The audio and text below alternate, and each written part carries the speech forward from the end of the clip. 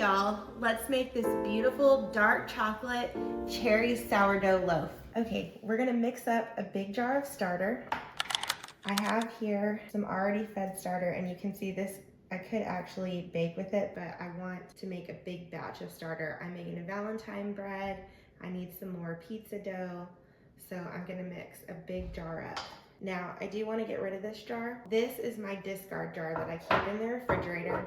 Anytime I feed my starter and then I don't use it, or I have leftover that I don't need for feeding, I go ahead and I put it in this jar. And then this is the discard that I use to make things like pizza dough. Mostly I make pizza dough because I use that for Hot Pockets and actual pizza, and my kids eat a lot of that. So I like to fill this jar up at least once a week for those kind of baking items. So I'm gonna go ahead and put this in the fridge. This is going to the dishwasher. And now we're gonna go ahead and feed this starter that we have so we can bake with it tomorrow. To this, I'm gonna add my water.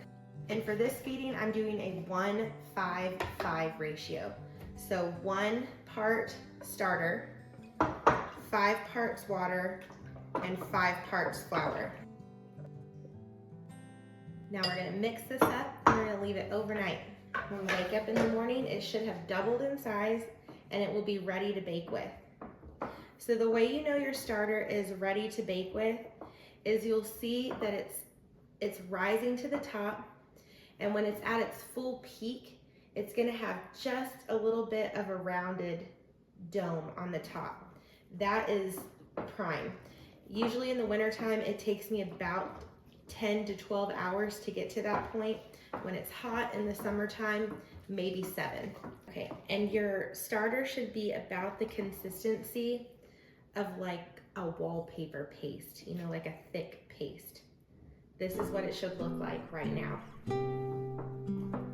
All right, so we're gonna go ahead and mark where this is now so you can see how much it's risen. And then let me scrape down the sides of this so you can get a much clearer picture of where we're starting. So when we come back in the morning, we're gonna bake a few things with this. But for this video, we're gonna do our Valentine's bread.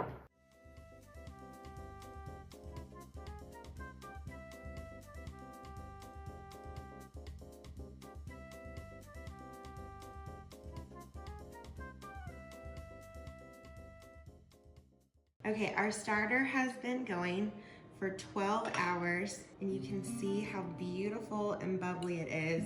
It turned out so good. Now we're ready to bake.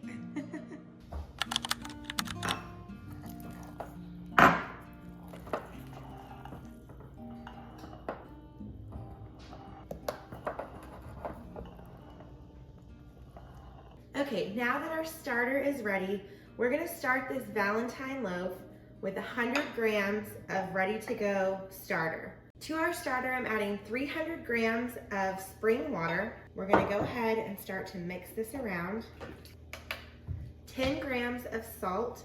And then to make our bread a pretty pink color, we're gonna add 40 grams of beetroot powder. And be careful with the beetroot powder so you don't stain your hands. Let's go ahead and combine this. Okay, now to this, we're gonna go ahead and add our 500 grams of unbleached flour. Move this.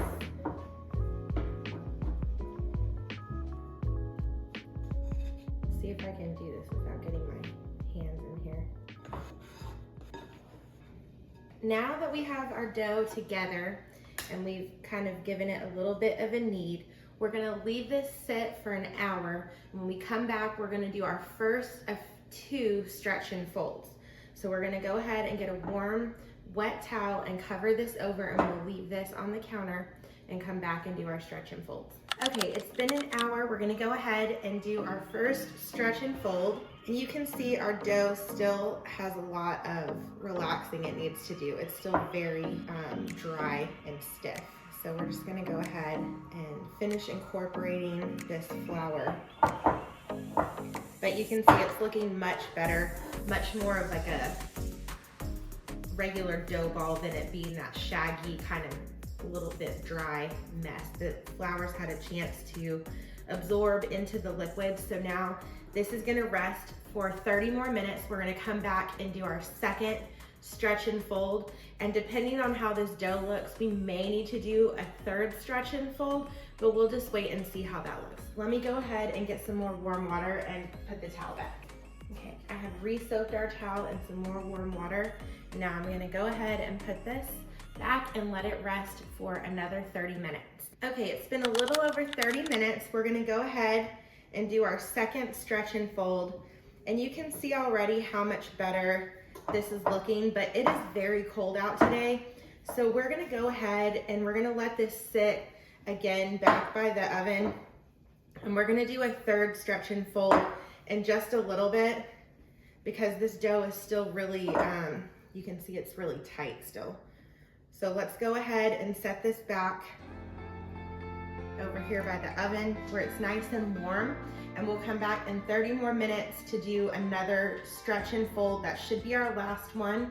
And then we'll leave this on the counter for 7 to 10 hours so that it can bulk ferment before we go ahead and add our dark chocolate and our cherries. Okay, we're back about 30 minutes later. We're gonna do our last and our final third stretch and fold. Okay, we're gonna go ahead and cover this back up and we're gonna leave this to sit until tonight in the warmest spot in our kitchen. And then we're gonna add dried cherries and our dark chocolate and then put this in the refrigerator overnight. Okay, our bread has been sitting all day. So this has been about 11 hours. It did take a very long time today for this to go ahead and fully bulk ferment because it's so cold out. That happened. So I did just put it on my back counter as much as I could while I was cooking other things today. We're gonna start by stretching out our dough into a rectangle. I love this color. I'm hoping it's pretty when it's all baked.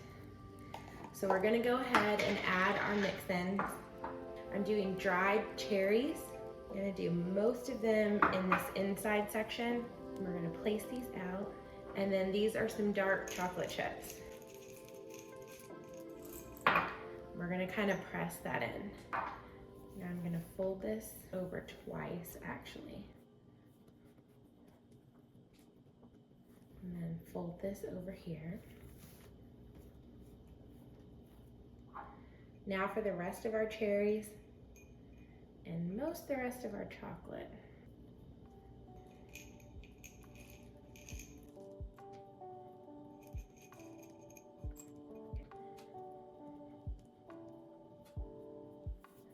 Go ahead and roll this up. I want to make sure all of our ingredients stick to the inside.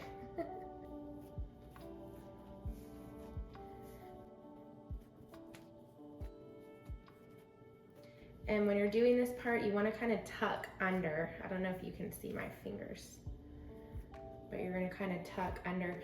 And then also be careful, it starts to get kind of thin up on the top. You want to be careful that you don't rip a hole in this, but we do want to make sure this is all sealed up. See, all these chocolates are coming out, so we'll just pinch those closed. Okay. I have a towel-lined basket here, and I am gonna mix a little bit of cocoa powder in with the flour so it doesn't turn completely white since this is a colored dough. So we're gonna spread this, just a little flour, and we mix these together. And we wanna make sure that our flour is all spread out and it's not lined up all in one spot. It'll make like a flour spot. Now we're gonna set this in here. I am gonna put a little bit more flour on. This is actually gonna be the bottom. Now we're gonna go ahead and wrap this up. And I'm gonna place this in the refrigerator overnight so that it can continue to ferment in the refrigerator. When we get up in the morning, I am gonna go ahead and bake this off, and we'll go ahead and score this and bake it at 450 for 30 minutes with our Dutch oven closed and then 10 minutes with it off. Okay, it's the end of the day. Our bread has been in the refrigerator since yesterday, and now I'm ready to bake. So I have our Dutch oven preheating in the center rack of a 450-degree oven. I'm gonna take our bread out of here. We're gonna put this on a piece of parchment paper, and I am actually gonna put a little bit of flour on this. That way, our design kind of shines through when it bakes. Now that this is ready, I'm gonna score one side deeper and the other side a little bit lighter, so hopefully our heart will kind of pop up. But let's do this side first, the not deep side. We just want to take this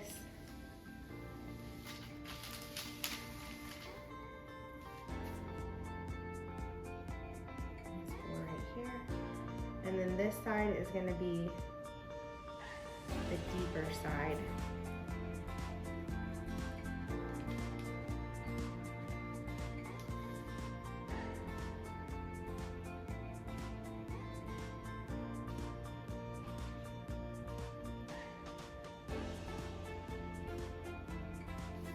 And then we'll continue right here, just our white side. My heart's a little bit crooked. I'm gonna go through, just make a little score pattern.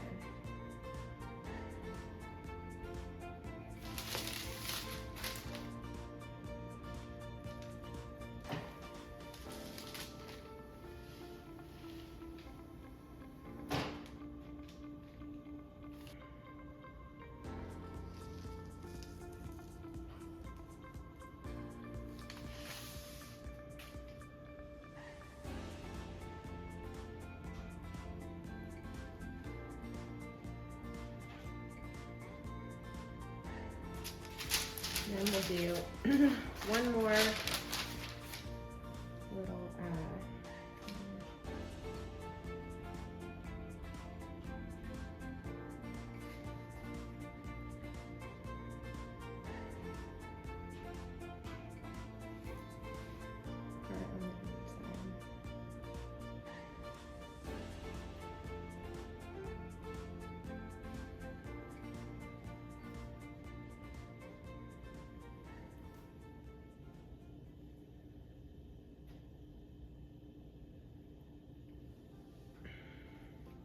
okay, I think we're gonna end with this. So here's our heart, and it should be that our bread pops on this side to make kind of our ear, but hopefully we'll end up with a heart ear. We'll see how it goes. Okay, so into a 450-degree oven, 30 minutes with the lid on, and then I'm gonna pull it off for the last 10 minutes.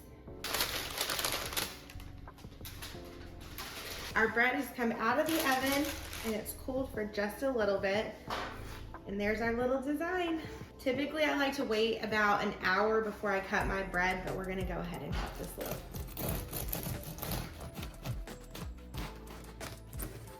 Oh my goodness. And there it is. So beautiful inside. I hope you guys tried this recipe for Valentine's Day. Y'all have a great day.